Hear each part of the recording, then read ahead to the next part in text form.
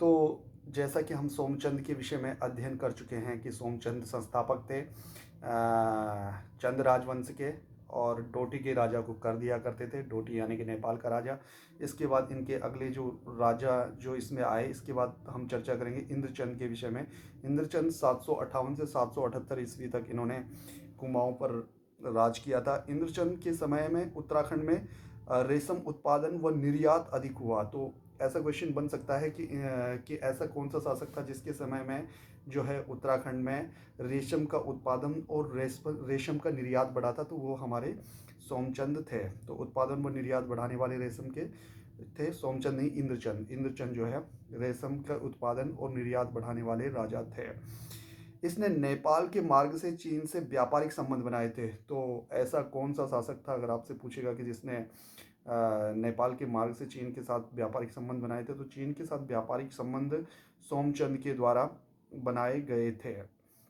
उसके बाद आती है पटरंग वाली प्रथा। तो पटरंग वाली प्रथा भी इंद्रचंद के समय में शुरू हुई थी। इसके बाद अगला जो शासक हमारे पास आता है वो है वीरचंद। तो वीरचंद 856 से 869 तक इन्होंने शासन किया था वीरचंद ने।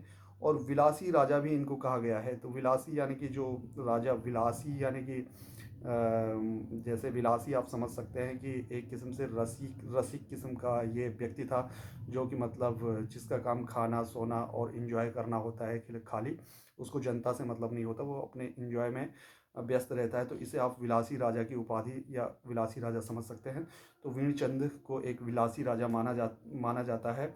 तो वीरचंद के समय में खस जातियों का प्रभुत्व बढ़ गया था। अब देखो, जब राजा जब कमज़ोर होता है तो दूसरी कोई कबीला या फिर कोई जाति उस पर जो है जरूर डोमिनेट होने का प्रयास करती है। तो इसी तरह से जब वीरचंद को देखा गया कि ये विलासी राजा है, तो क्या हुआ कि खसों ने जो है इस पर जो है कुमाऊं में प्रभुत्व स्थापित करना शुरू कर दिया था। तो खसों ने 200 वर्षों तक कुमाऊं पर शासन किया। देखो, अब इसके विलासिता की वजह से खस यहाँ डोमिनेट हो गए, और खस जाति जब डोमिनेट हो गई तो इन्होंने 200 वर्षों तक कुमाऊं पर फिर राज किया। यानी कि सबसे पहले जो राज किया था वो कत्यूरियों ने किया था। कत्यूरियों को खदेड़ा था किसने?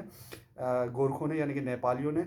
और नेपालियों के बाद जो है दोबारा से कुमाऊं में चंद राजवंशी, यानी कि पहली बार चंद राजवंशी स्थापित हुआ, और वो कर के बदले राज्य की नीति के आधार पर स्थापित हुआ था। और इसके बाद वीरचंद जब आते हैं तो वीरचंद की विलासिता की वजह से फिर कुमाऊं एक बार जो है कुमाऊं की जो स्थिति है वो चरमरा जाती है, क्योंकि राजा विलासी था। तो उसके बाद खसों ने यहाँ पे जो है आक्रमण किया, और खसों ने अपना प्रभुत्व स्थापित किया यहाँ पे। और 200 वर्षों तक कुमाऊं पर खसों का शासन रहा। गोपेश्वर त्रिशूल अभिलेख, अशोक चल बालेश्वर मंदिर अभिलेख, कराचल देव। तो गोपेश्वर जो त्रिशूल लेख है ये अभिलेख है, त्रिशूल अभिलेख। तो ध्यान रखना है आपने कि गोपेश्वर त्रिशूल अभिलेख अशोक चल के विषय में जो है हमें जानकारी देता है। तो अशोक चल यानी कि वही अशोक चल, नेपाल के राजा जिन्होंने जो है कुमाऊं पर आक्रमण किया था। और बालेश्वर मंदिर अभिलेख दूसरा आता है, यह कराचल देव के विषय में जानकारी प्रदान करता है। और ये वही कराचल देव हैं जिन्होंने, हाँ तो कॉल आ गई थी। तो गोपेश्वर त्रिशूल अभिलेख जो है अशोक चल के विषय में हमें जानकारी प्रदान करता है। और ये वही अशोक चल थे जिन्होंने कुमाऊं में आक्रमण किया था 1791 में। ठीक है ना? और उसके बाद जो 1791 में, और दूसरा था, सॉरी 1791 में, 1191 में और 1223 में आक्रमण किया था कराचल देव ने। तो अशोक चल और कराचल देव, इन दोनों के विषय में हमें जानकारी प्रदान करता है। गोपेश्वर त्रिशूल अभिलेख अशोक चल के विषय में जानकारी प्रदान करता है, और बालेश्वर मंदिर अभिलेख हमें कराचल देव के विषय में जानकारी प्रदान करता है। इसके बाद अगला शासक जो कुमाऊं में आया, चंद राजा, वो था वीरचंद। तो ध्यान रखना है, इंद्रचंद, वीरचंद के विषय में हम बात कर चुके हैं। सोमचंद संस्थापक के विषय में बात कर चुके हैं। अब आते हैं वीरचंद। वीरचंद 1065 से 1080, 1065 से 1080 तक जो है यहाँ पर शासन करते हैं।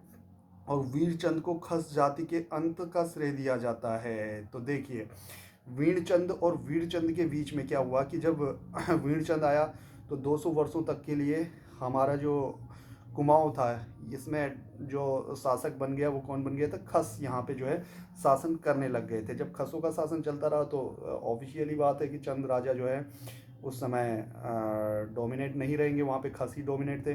तो उसके बाद जब वीरचंद आए तो वीरचंद ने क्या किया, वीरचंद को खस जाति के अंत का श्रेय दिया जाता है। तो इन्होंने जो है खस जाति का अंत किया तथा चंद वंश की पुनः स्थापना की। तो यहाँ पे एक क्वेश्चन बन सकता है कि चंद वंश की पुनः स्थापना करने का श्रेय किसे जाता है, तो वह जाता है वीरचंद को। तो वीरचंद ने चंद वंश की पुनः स्थापना की थी, खसों को खदेड़ा था कहाँ से, कुमाऊं से। तो कुमाऊं से खसों को जो है पराजित करने का जो कार्य किया था वह वीरचंद ने किया था। इसके बाद अगले शासक हमारे पास आते हैं नानकी चंद।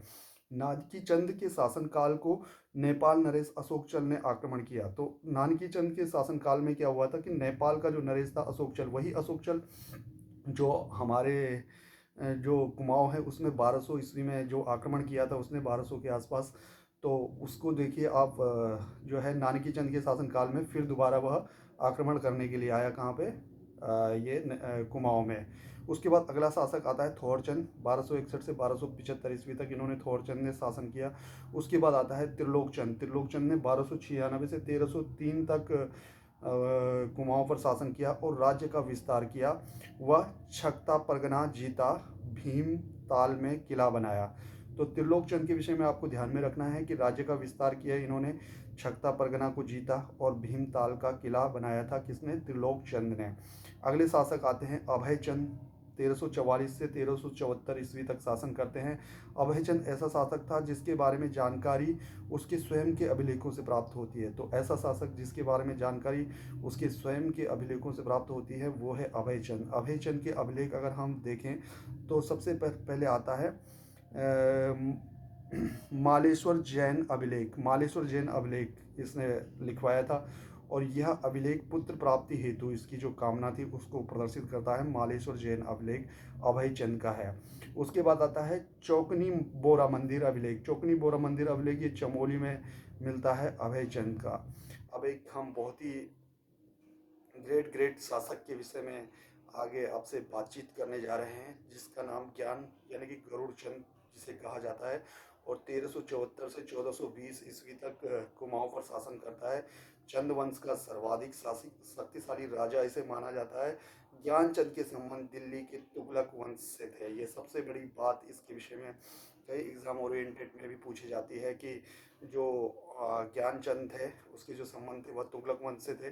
ज्ञान गरुड़ चंद पहला शासक था जो फिरोज शाह तुगलक के दरबार में नजराना देने गया था।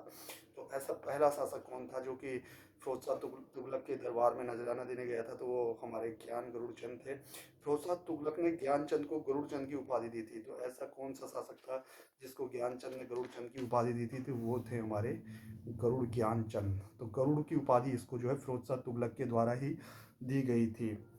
मंझेड़ा ताम्रपत्र में ज्ञानचंद को श्री राजा विजय ब्रह्म कहा गया है। तो श्री राजा विजय ब्रह्म किसे कहा गया है, ज्ञानचंद को कहा गया है। किस में कहा गया है, मंझेड़ा ताम्रपत्र में कहा गया है। तो इसी के साथ ही फिलहाल के लिए आज का इस वीडियो का हमारा जो अध्ययन था वो अभी के लिए समाप्त होता है। अगले वीडियो में हम चंद वंश के आने वाले अगले राजाओं के विषय में बातचीत करेंगे। आप कमेंट्स के माध्यम से बता सकते हैं कि ये सीरीज़ आपको कैसी लगी।